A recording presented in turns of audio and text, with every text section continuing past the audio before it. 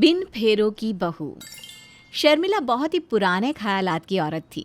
उसका एक ही बेटा था, अरुण, और उसने अपने बेटे को बहुत ही लाड़ प्यार से पाल पोस कर बड़ा किया था। शर्मिला के अपने बेटे की शादी को लेकर बहुत सारे अरमान थे, लेकिन एक दिन अरुण ने कुछ ऐसा किया कि शर्मिला के सारे अरमान धरे के धरे रह गए। शर्मिला के घर के दरवाजे पर दस्तक होती है और जैसे ही शर्मिला दरवाज़ा खोलती है तो अरुण गले में माला डाले एक लड़की के साथ खड़ा था, जिसने एक चूड़ीदार सूट पहना था। और उन दोनों को देखकर शर्मिला कहती है, ये क्या मजाक है? तू इस लड़की के साथ क्यों आया है? और तुम दोनों के गले में ये माला क्यों है? अरे माँ, सब सवाल दरवाजे पर ही पूछ लोगी क्या? हम दोनों की आरती उतार कर हमारा स्वागत करो। ये है रेखा, आपकी बहू। तू पागल हो गया है या मेरे साथ कोई मजाक कर रहा है? मैंने तेरी शादी के लिए कितने बड़े बड़े अरमान देखे थे और तू किसी ऐरी गहरी लड़की के साथ शादी करके आ गया। माँ, आपको रेखा के लिए कुछ भी बोलने से पहले मेरा सामना करना होगा। मैं रेखा से बहुत प्यार करता हूँ और मैं जानता था कि आप इस शादी के लिए कभी नहीं मानोगी, इसलिए मैंने और रेखा ने आज ही कोर्ट मैरिज कर ली है। या तो इस घर में मैं और रेखा साथ रहेंगे या हम दोनों ही ये घर छोड़कर चले जाएंगे। अरुण की इस धमकी को सुनकर उसकी माँ शर्मिला बहुत ज़्यादा घबरा जाती है और उसको अपना मन मार कर रेखा को अपने घर में जगह देनी पड़ती है। लेकिन शर्मिला कोई भी मौका नहीं छोड़ती रेखा को एहसास दिलाने का कि उसका बेटा उसे बिना फेरों की शादी करके घर लेकर आया है। ऐसे ही एक दिन शर्मिला की पड़ोसन विमला उसके घर आती है और कहती है, अरे शर्मिला, नई बहू की मुंह दिखाई की रस्म तो रख ले। आखिर तेरा बेटा तेरे लिए बहू लेकर आया है। अरे कैसी बहू विमला बहन? अरे बिन फेरों की भी कोई बहू होती है? क्या ज़माना आ गया है, 2-4 कागज़ों पर दस्तखत करो और पति पत्नी बन जाओ। अब जैसा भी है यही ज़माना है और हम इसमें कर भी क्या सकते हैं। समझौता तो करना पड़ेगा ना शर्मिला बहन। ऐसा कैसे विमला बहन समझौता कर लूँ? शर्मिला नाम है मेरा। 1 हफ्ते के अंदर ही इस रेखा नाम की मुसीबत को अपने घर से चलता ना किया ना तो मेरा नाम शर्मिला से बदलकर बेशर्मिला रख देना। ये सुनकर विमला वहाँ से चली जाती है। शर्मिला रेखा को परेशान करने की कोई भी कसर हाथ से नहीं जाने देती थी, लेकिन रेखा सब कुछ प्यार से सह लिया करती। ऐसे ही एक दिन रेखा शर्मिला के लिए चाय लेकर आती है और उसे देते हुए कहती है, माँ जी, आपके लिए चाय लेकर आई हूँ, पी लीजिए वरना ठंडी हो जाएगी। शर्मिला रेखा की बात को सुनकर चाय पीती है और चाय पीते ही उगल देती है और चाय के कप को ज़मीन पर पटक कर कहती है, हाय हाय, मेरे तो नसीब ही फूट गए। मेरा बेटा भी घर में किस पनौती को ले आया है? ये कैसी चाय बनाई है रेखा तूने? मुझे तो तुझे अपनी बहू बोलना भी बिल्कुल अच्छा नहीं लगता। बिन फेरों की भी कोई बहू होती है, हैं? ना इस चाय के अंदर चीनी है ना दूध। ऐसा लग रहा है मानो उबला हुआ पानी कप के अंदर भर कर ले आई हो। माँ जी, अगर आपको चाय पसंद नहीं आई है तो मैं आपके लिए दोबारा बना कर लाती हूँ। हाँ, इस घर में राशन तो तेरा बाप ला कर भरता है ना, जो बेकार में मेरे घर का राशन फूकने पर लगी है। चुपचाप जा यहाँ से और घर के बाकी काम कर। शर्मिला ये बोलकर रेखा को धुतकार कर वहाँ से भगा देती है। रोते हुए रेखा घर का सारा काम करती है।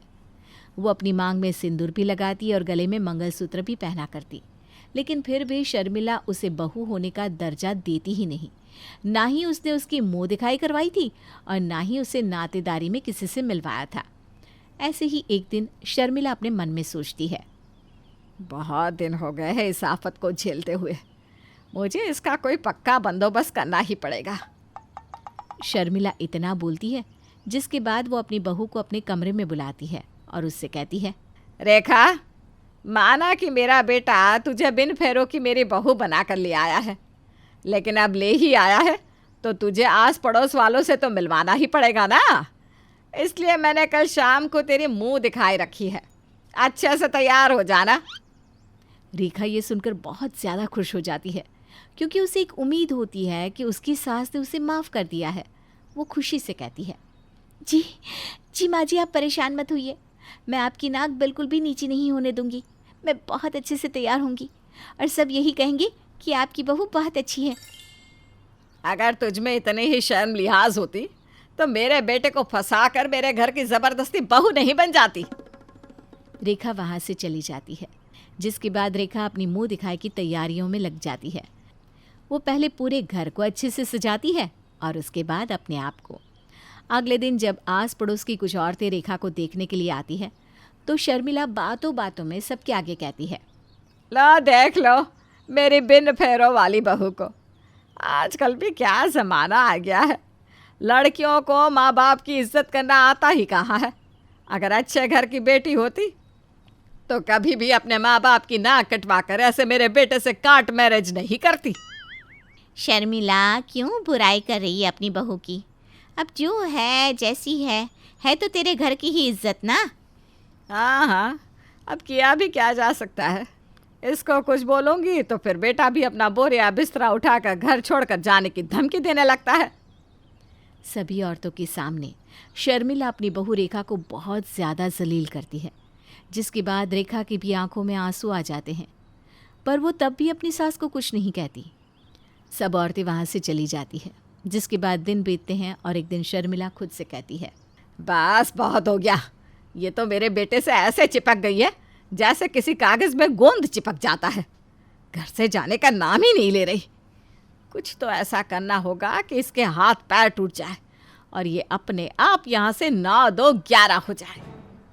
शर्मिला इतना बोलती है और उसके बाद एक दिन जब रेखा छत पर कपड़े सुखाने गई होती है तो शर्मिला सीढ़ियों पर बहुत सारे कंचे गिरा देती है ताकि रेखा सीढ़ियों से उतरे तो कंचों की वजह से उसका पैर फिसले और वो गिर जाए। लेकिन शर्मिला की चाल उल्टी पड़ जाती है। वो सीढ़ियों पर कंचे रख देती है, पर गलती से कुछ कंचे उसके हाथ से नीचे गिर जाते हैं और कंचों को उठाते हुए उसका पैर एक कंचे के ऊपर पड़ता है और वो इतने ज़ोर से गिरती है कि उसके पैर की हड्डी टूट जाती है। रेखा अपनी सास की गिरने की आवाज़ सुनकर नीचे आती है और तुरंत ही उसे एक अच्छे डॉक्टर के पास लेकर जाती है और उसका इलाज करवाती है। डॉक्टर शर्मिला के पैर पर प्लास्टर कर देता है और उसके बाद रेखा भी शर्मिला की खूब सेवा करती है। और ये सब होते देखकर शर्मिला अपने मन में कहती है, भले ही मेरी बहू बिन फेरों वाली बहू हो, लेकिन उसने वो सारे फ़र्ज़ निभाए हैं जो कि एक बहू को निभाने चाहिए। मैं ही पागल थी जो अपनी बहू की कदर समझ नहीं पाई।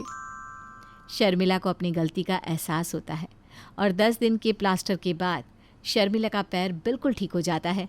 तो शर्मिला अपने घर में एक पंडित को बुलाती है और उस पंडित को देखकर अरुण और रेखा हॉल में आते हैं। तब अरुण कहता है, माँ, आपने घर में पंडित को क्यों बुलाया है? बेटा तेरी शादी करवाना चाहती हूँ, इसीलिए मैंने घर में पंडित को बुलाया है। माँ, आपको कितनी बार बताना पड़ेगा कि रेखा मेरी पत्नी है और मैं उसी के साथ अपनी सारी जिंदगी गुजारना चाहता हूँ। मैं किसी और से शादी नहीं करूँगा। मैंने पंडित जी को रेखा की शादी के लिए ही बुलाया है। मैं इतने महीने से इसे यही ताना देती रही कि ये बिन फेरों की बहू है, पर इसने एक बहू ही नहीं बल्कि एक बेटी होने के भी सारे फ़र्ज निभाए हैं। इसीलिए मैं चाहती हूँ कि अब तुम दोनों सभी रस्म और रिवाज़ों के साथ दोबारा से एक बार शादी के बंधन में बन जाओ। तू भी मुझे माफ़ कर दे बहू, मैं आज तक तेरी कदर समझ नहीं पाई, लेकिन अब मुझे मेरी गलती का एहसास हो चुका है। आप माफ़ी मत मांगे, आप मेरी माँ के समान हैं। मेरे माँ बाप को तो मैंने बचपन में ही खो दिया था, लेकिन जब से मैंने आपको देखा है, अपनी सास नहीं बल्कि अपनी माँ के रूप में ही देखा है। शर्मिला माफ़ी मांगती है और रेखा भी उसे दिल से माफ़ कर देती है, जिसके कुछ दिनों के बाद पंडित जी अच्छा सा मुहूर्त बताते हैं और शर्मिला अपने बेटे अरुण और रेखा की दोबारा से शादी करवाती है। और उसके बाद रेखा के सर से भी बिना फेरों की बहू होने का कलंक हट जाता है।